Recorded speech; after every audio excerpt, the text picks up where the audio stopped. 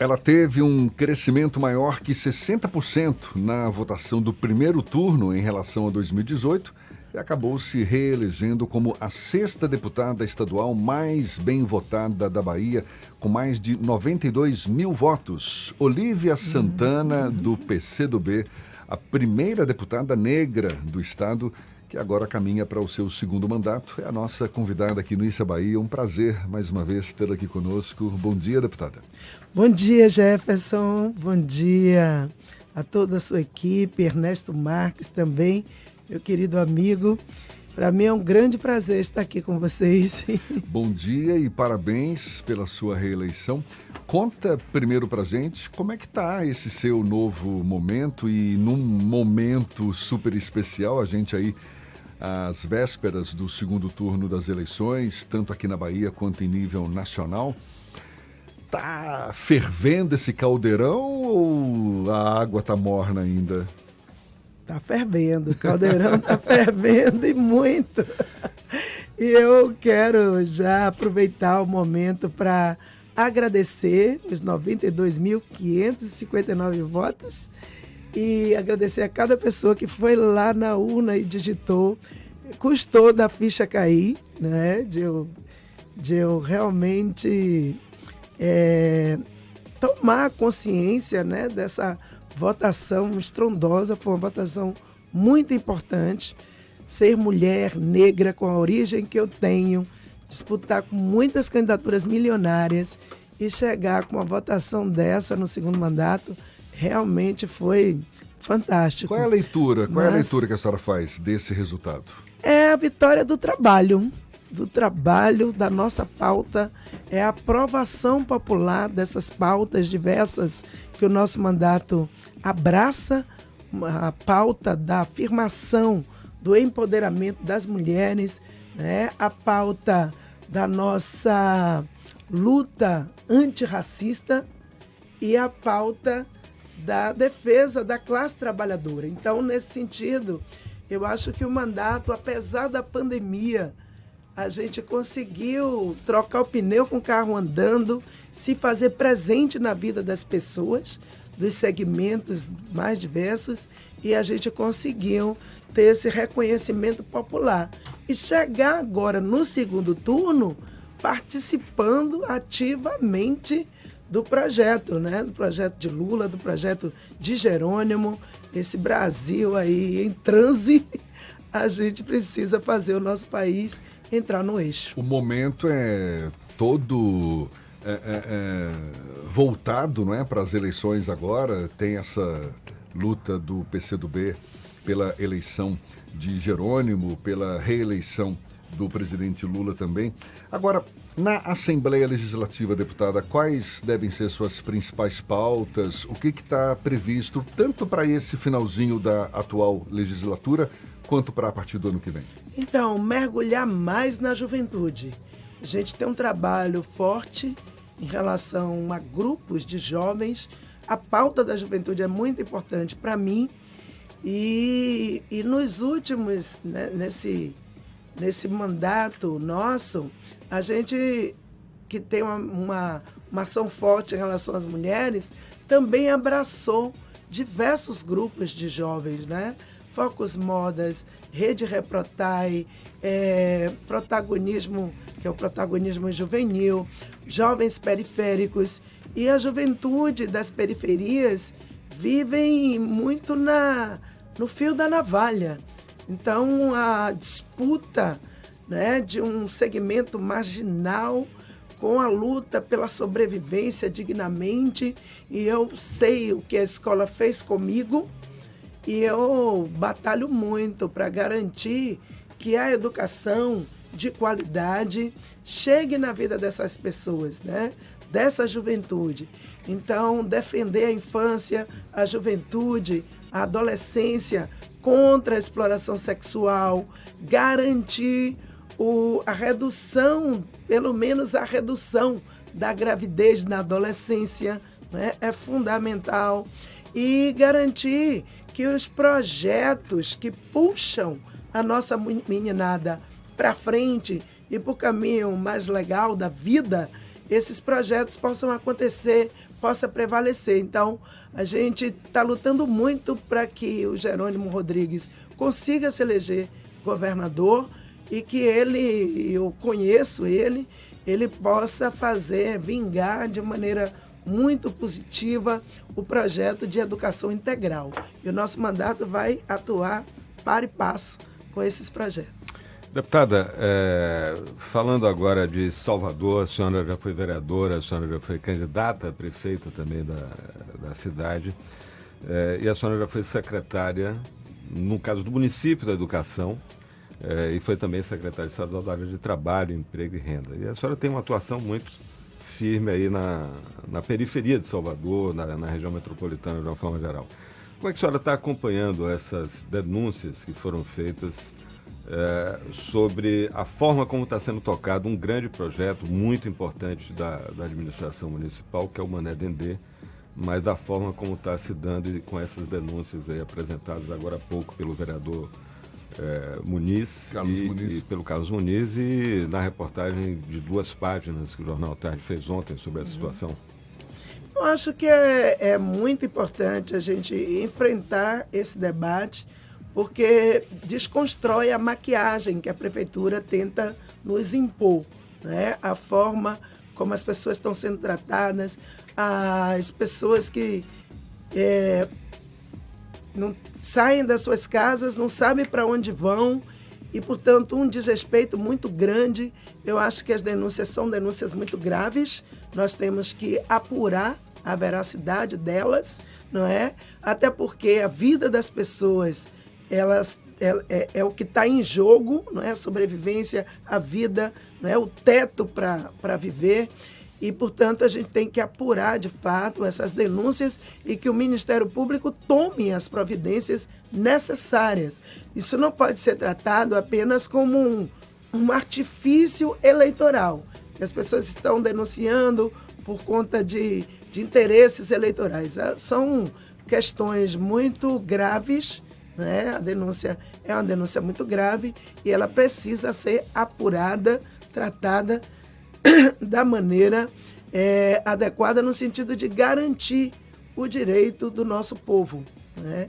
A dignidade do nosso povo. E eu acho que nós temos uma equipe, eu não sou mais vereadora, né? Estou deputada, mas eu não tenho nenhuma dúvida que nós temos um time de vereadoras e vereadores na Câmara Municipal de Salvador que saberá tratar também no âmbito da Câmara Municipal essas denúncias que foram apresentadas sobre o projeto Mané Dendê. Que isso envolve, inclusive, recursos internacionais. O projeto é financiado pelo Banco Interamericano, pelo BID, né? Pelo Banco Interamericano. Né? Isso. Jefferson, às vezes a gente fica pensando se é desnecessário falar o óbvio. O óbvio, no caso do jornalismo, é sempre ouvir o outro lado. A prefeitura é ouvida na matéria do Jornal à Tarde, mas fala apenas por nota. E é evidente que a gente está aqui à disposição também para trazer e receber aqui representantes da prefeitura que digam e defendam o projeto e defendam os métodos, né, que estão sendo usados para colocar esse projeto em prática. É o óbvio, mas é sempre bom a gente lembrar, porque fica parecendo até que a gente não quer ouvir. Nós estamos insistindo para ouvir as fontes oficiais do município e, por enquanto, a prefeitura tem optado por falar com a imprensa ou com o Grupo à Tarde somente por nota. E é claro que uma nota é insuficiente, é muito melhor ter aqui a presença, né, do próprio prefeito Bruno Reis, dos seus secretários, que com certeza tem bons argumentos para defender esse projeto que, repito, ninguém nega a importância desse investimento na área ali do Mané Dendê. Quem não deve, não teme, né? Então, se a prefeitura silencia ou se a prefeitura se manifesta apenas por meio de nota, e sabendo da gravidade das denúncias, significa que, de fato, está com medo de alguma coisa. Então, eu acho que realmente é preciso enfrentar. Essa é uma pauta que não vai sumir, é uma pauta que ela será aprofundada, né? Considerando a gravidade dos fatos e a matéria, né? A reportagem, né? Do Jornal à Tarde e todas as falas dos nossos vereadores tem uma força argumentativa muito grande. A prefeitura precisa, de fato, se esclarecer, se explicar, principalmente considerando que são os recursos públicos, sejam eles de caráter nacional, não é? Recursos públicos do governo, do nosso governo, o dinheiro do nosso povo, seja a título de financiamento internacional. É preciso garantir que, de fato, o recurso seja investido no sentido de garantir a dignidade do nosso povo, aquilo que está no projeto seja realizado a contento, e não essa situação que cria não só um embaraço para a prefeitura, mas infelicita as famílias, não é, que deveriam ser beneficiadas pelo projeto. Então, eu acho que os microfones certamente estão abertos, a população espera uma explicação da prefeitura e nós, com certeza, não vamos deixar essa pauta ser virada como se fosse algo qualquer. Nós vamos acompanhar, fiscalizar e garantir que tudo venha, de fato, à tona, né? Deputada, a gente está conversando aqui com a deputada Olívia Santana, do PCdoB. E na Assembleia Legislativa, qual o cenário que a senhora vislumbra para, a partir do ano que vem? A Assembleia que teve uma renovação, se não me engano, de em torno de 40%, não é? Sim. Dos deputados. Numa eventual vitória de Jerônimo, conforme sua aposta, a senhora defende, por exemplo, a continuidade do deputado Adolfo Menezes à presidência da Casa ou defende uma mudança? Olha, Jefferson, eu acho que está muito cedo para a gente discutir a composição da Assembleia, né, a eleição, né, presidencial na Assembleia. Existem nomes se colocando, o nome do deputado Adolfo, que é o atual presidente, portanto, é natural que ele se coloque também como candidato à reeleição.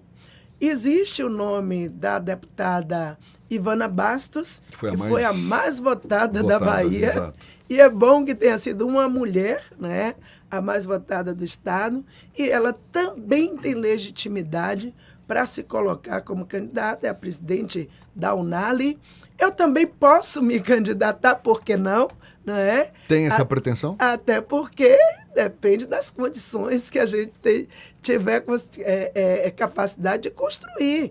A Assembleia é a Casa do Povo, as deputadas e deputados podem sim se colocar. A Casa nunca teve uma mulher presidenta, de repente ficaria bem ter uma mulher preta presidindo aquele ambiente, porque não? Tá dando né? a deixa, né? Aquele espaço de poder. Então, mais brincadeiras à parte, eu acho que o nosso foco neste momento tem que ser unir toda a base do governo, né, no sentido de garantir o êxito do nosso projeto eleitoral estadual, né, que é o governo do Estado da Bahia. Nós temos duas tarefas gigantescas a cumprir, já que nos reelegemos bem. É preciso garantir agora a união das nossas forças para assegurar a vitória de Jerônimo e a vitória de Lula. Eu acho que este é o melhor cenário. Quando a gente coloca o carro adiante dos bois, pode criar cisão na base, pode criar dispersão na base, e agora não é o momento de trazer uma pauta que a gente pode tratar imediatamente após, né, o segundo turno. Então, eu estou muito focada agora na campanha de governador e de presidente. Pode no seu melhor momento, mas certamente há articulações nos já bastidores. Se movem, não é? Claro.